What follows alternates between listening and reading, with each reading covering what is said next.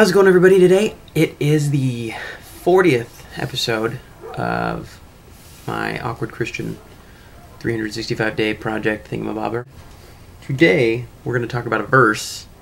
It is February 9th, and I just decided to check out, and I was looking at a verse in Isaiah and that I kind of wanted to pick, and I didn't really, I don't know, I liked it, but I wasn't really sure, and so I decided, why not look in my little daily devotional, My Utmost for His Highest, that book that I'm like super recommendatory is a word that I'm going to create right now. Recommendatory, almost as good as phenomenal, which is another word that I created. I'll have my own dictionary by the end of this. Basically, it just talks about, are you exhausted spiritually? Are you tired?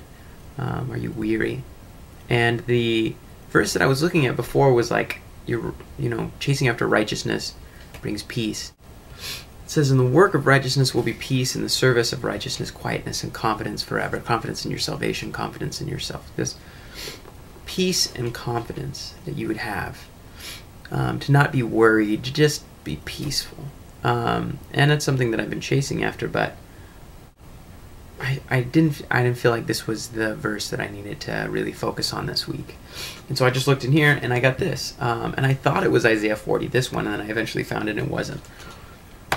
But it just so happens that this is Isaiah 40. That is today. And it's so weird how this worked out. It's Isaiah 40:28, the NIV translation. "Do you not know?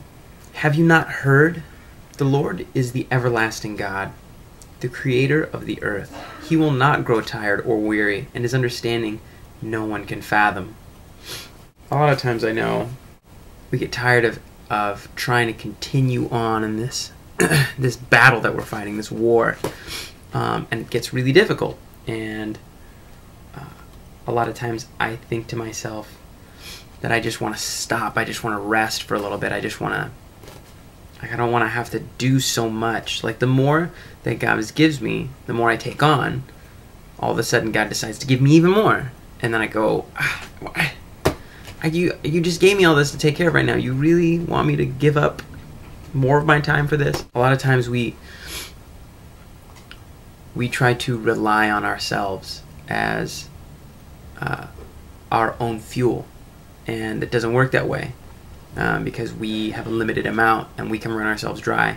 But when we run off of God's steam, obviously there's way more momentum that God creates for you, because he just opens doors where he wants you to go and puts you places where he wants you to be. He points you in a direction. He focuses your path in a specific way. And two, God's power is unlimited. It's unfathomable. It is never ending.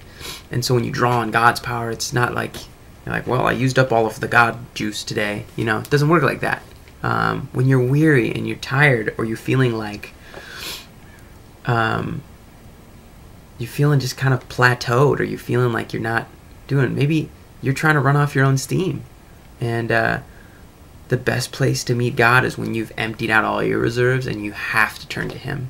I really do believe that it's a pattern that you live in your life where God pours into you, you pour out onto others. If God is pouring into you, how are you pouring back into other people?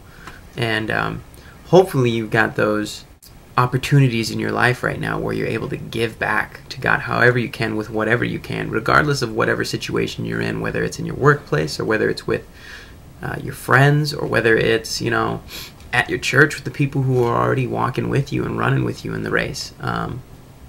But if you really are an awkward Christian, it's not going to matter. It's not going to matter where, because it's going to be everywhere. It's going to be every part of your life. So, like that sponge, you wring it out and you fill it back up. You wring it out and you fill it back up. And right now, if you're feeling dry, God's got such better fuel to run that engine that he built for you. He built you to be an image of him, not an image of you, not an image of others, of him. So, wouldn't it be right for you to work with him rather than for yourself, So, I really like this verse, because a lot of times I've been really I get spiritually exhausted, and every now and then I'm like, I gotta call this person, I gotta call that person, I gotta check up on them. I know I have to pray for these people. I know I gotta be thinking about these things. This is keeping me sharp. This is keeping me aware of like what's going on, and it gets tiring. But that's what the encouragement is there for, between brothers. So I encourage you to keep it up and keep the faith. And I hope that you have a wonderful rest of your week and you have a pleasant tomorrow.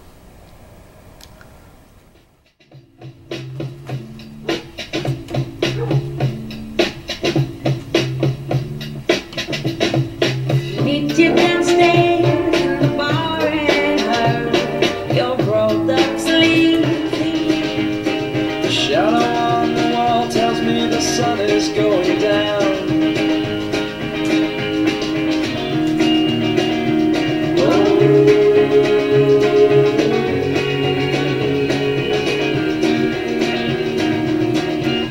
Don't take your love to town.